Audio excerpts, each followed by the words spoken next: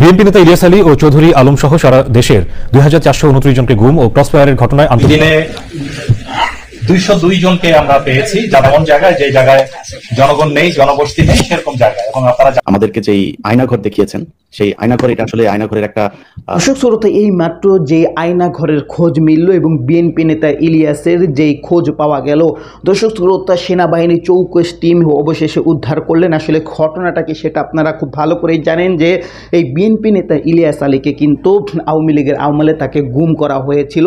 তারপর অনেকে বলেছিল যে তাকে হত্যা করা হয়েছে এবং মেরে ফেলা হয়েছে, কিন্তু অবশেষে যেই তথ্য পাওয়া গেল আজকে ভিডিওর মাধ্যমে, সম্পূর্ণ ভিডিওটা না টেনে দেখতে চেষ্টা করবেন। তো কথা না বাড়িয়ে চলুন আমরা ভিডিও মূল আলোচনায় চলে যাই। ভিডিও মূল আলোচনায় চলে যাওয়ার আগে আপনার কাছে আমার ছোট করে একটু অনুরোধ, আপনার প্রত্যেক মুহূর্তের আপডেট পেতে চাইলে অবশ্যই চ্যানেলটি সাবস্ক্রাইব করে দিবেন এবং পাশে থাকা বেল আইকনটি ক্লিক করে দিবেন, তাহলে প্রত্যেক মুহূর্তের আপডেটগুলো সবার আগে পৌঁছবে আপনার কাছে। তো দর্শক, কথা না বাড়িয়ে চলুন আসলে ঘটনাটি তাহলে বিস্তারিত দেখে আসি। 7 মে এবং 8 মে এই 2 দিনে 202 জনকে আমরা পেয়েছি, যাদেরকে এই বিএসএফ বিভিন্ন কর্নারে পুশিং করেছে এবং এমন জায়গায় যে জায়গায় জনগণ নেই, জনবসতি নেই, সেরকম জায়গায়। এবং আপনারা জানেন যে সীমান্তের প্রত্যেকটি স্পট তো ফিজিক্যালি অকুপাই করে রাখা যায় না, তো যে জায়গাতে কেউ ছিল না এরকম সুযোগে পড়েছে। এই 202 জনের মধ্যে আমরা পরে আমাদের মাননীয় উপদেষ্টার নেতৃত্বে আমরা আমাদের মন্ত্রণালয়ে মিটিং করে তারপরে সিদ্ধান্ত নিয়ে তাদেরকে পুলিশের মাধ্যমে, এসবির মাধ্যমে ভেরিফিকেশন করে যাদেরকে বাংলাদেশি পেয়েছি। অ্যাকচুয়ালি এরা গত 2-3 বছর থেকে শুরু করে অতীতে 20-25 বছর আগে বিভিন্ন সময় নানান কাজে ভারতে গিয়েছিল। তবে তাদের মধ্যে তাদের সন্তানাদিও আছে যারা অনেক আগে গিয়েছিল। এইসব সন্তানাদি কিন্তু তারা ভারতের আধার কার্ড বা অন্যান্য ডকুমেন্টস পেয়েছিল, বাট পুলিশ বা বিএসএফ তাদের এগুলো রেখে দিয়ে তারপরে পুশিং করেছে। তো যাই হোক, এরপরে যেটা যাদেরকে বাংলাদেশি পাওয়া গেছে তাদেরকে প্রশাসনের মাধ্যমে তাদের নিজ নিজ এলাকায় প্রত্যাবর্তনের বিষয়টি প্রক্রিয়াধীন আছে। আবার এর মধ্যে 39 জন রোহিঙ্গা পাওয়া গেছে। এই রোহিঙ্গা যারা আমাদের এফডিএমএন ক্যাম্পে বিভিন্ন সময় রেজিস্টার ছিল, কোনোভাবে ওরা পালিয়েছে ওদিকে, তো তাদেরকে আমরা ওই এফডিএমএন ক্যাম্পে আমাদের RRRC আর UNHCR এর মাধ্যমে তাদেরকে ক্যাম্পে ফেরত পাঠিয়েছি। তবে এর মধ্যে একটি অ্যালার্মিং বিষয় হলো, যেটা মাননীয় উপদেষ্টা একটু হিন্টস দিয়েছেন, যে এর মধ্যে আমরা কিছু রোহিঙ্গা পাওয়া গেছে যারা ভারতের UNHCR এর রেফিউজি, ওইখানে রেজিস্ট্রেশন করা, আইডি কার্ডও আছে। এটা আমরা আমাদের দেশীয় UNHCR এর মাধ্যমে, আমাদের পররাষ্ট্র মন্ত্রণালয়ের মাধ্যমে এই জিনিসটা আমরা সবাইকে জানাতে চাই যে এটি একটি মানবাধিকার লঙ্ঘনের সামিল।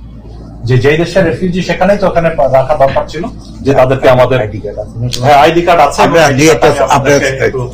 যদি ক্লোজলি কেউ ছবি তুলেন এটা দেখতে পারেন যে এখানে আমরা 5 জন পেয়েছি। একটা দেখাচ্ছি আমি, এই 5 জনের একটা দেখাচ্ছি এখানে। এই যে তার UNHCR, আপনারা ক্লোজ করলে, জুম ইন করলে দেখতে পাবেন UNHCR IN মানে ইন্ডিয়া, সেখানে রেজিস্ট্রেশন করা। তো এই 5 জনকেও আমরা, যেখানে এই 5টা আছে, আমরা এই বিষয়ে অভিযোগ দায়ের করছি। আচ্ছা, আর পুরো বিষয়টিতেও আমরা আমাদের UNHCR এ বলেছি, আর আমাদের RRRC যেখানে রোহিঙ্গাদের রেজিস্ট্রেশন হয় তাদের মাধ্যমে, এবং পররাষ্ট্র মন্ত্রণালয়ের মাধ্যমেও আমরা এটা প্রসেস করব। আর পুরো বিষয়টি তো আমরা বিএসএফ বরাবরের মতে ওরা কোনো স্বীকার করছে না যে এই বিষয়ে ওরা জানে না।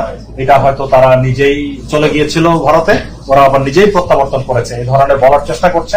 এটা আমরা মানছি না। আমরা ফ্ল্যাগ মিটিং করে প্রতিবাদ লিপি দিয়েছি এবং একই সাথে আমরা আমাদের পররাষ্ট্র মন্ত্রণালয়েও করেসপন্ডেন্স করে এই বিষয়ে ভারতীয় পররাষ্ট্র মন্ত্রণালয়ের সাথে যোগাযোগ করার কথা বলছি। তারা যদি বাংলাদেশি হয় আমরা গ্রহণ করব, এবং সেটা একটা ফর্মাল প্রসেসের মাধ্যমে হতে হবে, এভাবে লুকোচুরি করে দেওয়ার মধ্যে না। আর সেই সাথে আমরা জানতে পেরেছি যে খাগড়াছড়ি এলাকায় মূলত আরো প্রায় 200 থেকে 300 জনের মতো এই ধরনের শরণার্থী ওপারে আছে, যাদেরকে বিএসএফ পুশব্যাক করে দেওয়ার চেষ্টা করছিল। তো আমরা এই পেট্রোলিং বাড়িয়ে এবং সজাগ দৃষ্টি থাকার কারণে গত 2 দিন ধরে তারা চেষ্টা করছে, পারছে না। সো ওইদিকে এখনো আছে। আর ইতিমধ্যে আবার ওইদিকে গ্রাউন্ডে না পেরে আপনার সুন্দরবনের এদিক দিয়ে একটি রিমোট একটি চর, মান্দারবাড়িয়া একটি চর আছে, সেখানে ওরা কোনো একটা ভারতীয় কোনো জাহাজের মাধ্যমে এসে আমাদের আরো 78 জনকে ওখানে ফেলে গেছে, যেটা কোস্টগার্ড তাদেরকে উদ্ধার করে, সেটা কোস্টগার্ডের এলাকা উদ্ধার করে তাদেরকে নিজ তো দর্শক আপনারা এই ভিডিওটি দেখলেন, ভিডিও দেখে যদি আপনার কোনো মন্তব্য থাকে তাহলে অবশ্যই কমেন্ট বক্সে কমকে আপনার মূল্যবান মন্তব্য জানিয়ে দিবেন। দর্শক এখন আমরা পরবর্তী একটি ভিডিও দেখব, যেটাতে আমরা আরও কিছু তথ্য আমরা জানতে পারবো। দর্শক চলুন আমরা সেই ভিডিওটি বিস্তারিত দেখে আসি। আমি আজকে ফেসবুকে একটা ঘোষণা দিয়েছিলাম যে গতকালকে আমাদের আসিফ নজরুল সরকার আমাদেরকে যেই আয়নাঘর দেখিয়েছেন, সেই আয়নাঘর এটা আসলে আয়নাঘরের একটা বিকৃত রূপ। আয়নাঘরের আসল যে রূপ আমরা বিভিন্ন মানুষের কাছে এতদিন ধরে যেটা জেনেছি, এবং যারা এইসব আয়নাঘরগুলোতে র্যাব, ডিজিএফআই, পুলিশ, বিভিন্ন বাহিনীর যে আয়নাঘরগুলো ছিল সেখানে যারা বন্দী ছিলেন তারা কালকের সেই বিষয়টা দেখে বিস্মিত। আমাকে বেশ কয়েকজন জানিয়েছেন যে ভাই এটা আয়নাঘরের আসল রূপ না। আয়নাঘর আরো অনেক ছোট ছোট রুম, অনেক ঘিঞ্জি পরিবেশ, সেখানে দেয়াল কেটে তারপরে জানালা বানানো হয়েছে। সেই জানালাগুলো যেখানে ছিল না, যারা ভেতরে ছিলেন তাদের বর্ণনা অনুযায়ী এটা পুরোপুরি এই 6 মাসে এটার একটা অবকাঠামোগত পরিবর্তন করা হয়েছে। সেই পরিবর্তন করে তারপরে মানুষের সামনে তুলে ধরা হয়েছে। তো আমরা জানি না ওয়াকার এবং ইউনুস এই আসিফ নজরুল মিলে জনগণের সাথে এই প্রতারণা কেন করেছে। আওয়ামী লীগের প্রতি তাদের এই যে মানবতা, মানুষকে বুঝতে না দেওয়া যে শেখ হাসিনা কতটা নিষ্ঠুর, কতটা নির্দয় ছিল সেটা বুঝতে না দেওয়ার এই যে একটা কৌশল, এটা কেন নিয়েছেন সেটা তারাই বলতে পারবেন। আমার সাথে যেসব মানুষেরা গুম আছেন, আমাদের এখানে আসলে আজকে অনেকেরই উপস্থিত থাকার কথা, আমি এট এ টাইমে হয়তো সবাইকে নিতে পারবো না, তারপরেও বেশ কয়েকজন আছেন। আমরা তাদের আমি সবাইকে আলাদা আলাদা করে পরিচয় করে দেওয়ার চাইতে আমার মনে হয় প্রথমে শুরু করি আমাদের আহমেদ রফিক ভাই।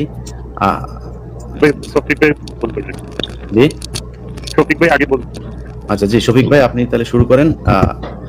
আসলে আমরা যে আয়নাঘর দেখেছি সেই আয়নাঘরের কোন এক জায়গায় আপনিও ছিলেন, সো আপনি কেমন দেখেছেন, কালকে যেটা দেখেছেন তার মধ্যে কোনো পার্থক্য ছিল কিনা? আসসালামু আলাইকুম ওয়া রাহমাতুল্লাহি ওয়া বারাকাতুহু। ইন্নাল হামদুলিল্লাহ ওয়া সলাতু ওয়া সালামু আলা রাসূলিল্লাহ। ধন্যবাদ জানাচ্ছি আজকে সাংবাদিক ইলিয়াস ভাই আমাদেরকে আমাদের কথাগুলো জাতির সামনে তুলে ধরার সুযোগ করে দেওয়ার জন্য, এবং একই সাথে ধন্যবাদ জানাচ্ছি আজকে যারা আমাদের দর্শক, আমাদেরকে অনেরা যারা দেখতেছেন সকলকে জানাচ্ছি আন্তরিক শুভেচ্ছা ও অভিনন্দন।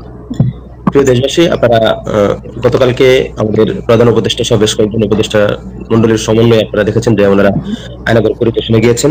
এই জন্য আমরা ওনাদেরকে আন্তরিকভাবে ধন্যবাদ জানাই। তবে আরো বেশি খুশি হইতাম যদি 5 আগস্টের পরপরই ওনারা মানে যখন সরকার গঠন হলো 8 আগস্ট এর কয়েকদিনের মধ্যে খুব যত দ্রুত সম্ভব আয়নাঘরগুলো যাইতে পারতেন যদি, তাহলে আরো বেশি ভালো হতো। আমরা গতকালকে যে আয়নাঘরের দৃশ্যগুলো দেখলাম, এই দৃশ্যগুলোতে আমাদের স্পষ্ট মনে হয়েছে যে এখানে বেশ কিছু পরিবর্তন করা হয়েছে।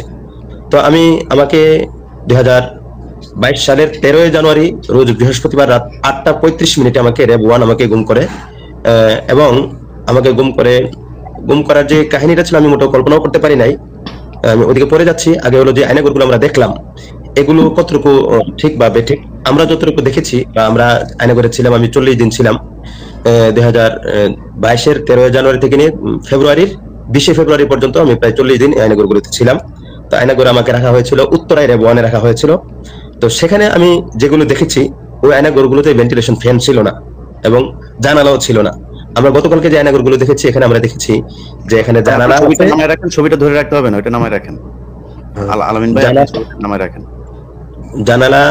জানালা ছিল, জানালা ব্লক করে দেওয়া হয়েছে, কোথাও নতুন নতুন প্লাস্টার করা হয়েছে। এনামুল ভাই ছবিটা নামান, ছবিটা ধরা নামায় রাখেন। এনামুল ভাই ছবিটা নামান। হ্যাঁ আপনারা বসেন সুন্দর করে। জি। তো কোথাও কোথাও ভেন্টিলেশন ফ্যান লাগানো হয়েছে, কোথাও ইটের দেওয়াল ভেঙে রুমটাকে প্রশস্ত করা হয়েছে, আবার কোথাও প্লাস্টার করা হয়েছে। তো আমি যতটুকু জানি যে র্যাব 1 আমাকে রাখা হয়েছিল, সেখানে আমাকে যে সেলগুলোতে রাখা হয়েছিল সেখানে তাদের দেওয়া ভাষ্যমতে, যেমন যখন আমাকে তারা টর্চার করতেছিল ব্যাপকভাবে, তখন তারা বলতেছিল তুমি বলবা না এখানে আরো 50টা সেল আছে, আরো 50 জন লোক আছে এখানে। তো তাদের যে তো দর্শক আপনারা সম্পূর্ণ ভিডিও দেখলেন, সম্পূর্ণ ভিডিও দেখে যদি আপনার কোনো মন্তব্য থাকে তাহলে অবশ্যই কমেন্ট বক্সে কমকে আপনার মূল্যবান মন্তব্য জানিয়ে দিবেন। দর্শক কথা বলতে বলতে আমরা ভিডিও শেষ পর চলে এসেছি। ভিডিও শেষ করে আপনার কাছে আবার অনুরোধ করছি, আপনার প্রত্যেক মুহূর্তের আপডেট পেতে হলে অবশ্যই চ্যানেলটি সাবস্ক্রাইব করে দেবেন এবং পাশে থাকা বেল আইকনটি ক্লিক করে দেবেন, তাহলে প্রত্যেক মুহূর্তের আপডেটগুলো সবার আগে পৌঁছবে আপনার কাছে। দর্শক বিশেষ করে ভালো থাকবেন, সুস্থ থাকবেন। আল্লাহ হাফেজ।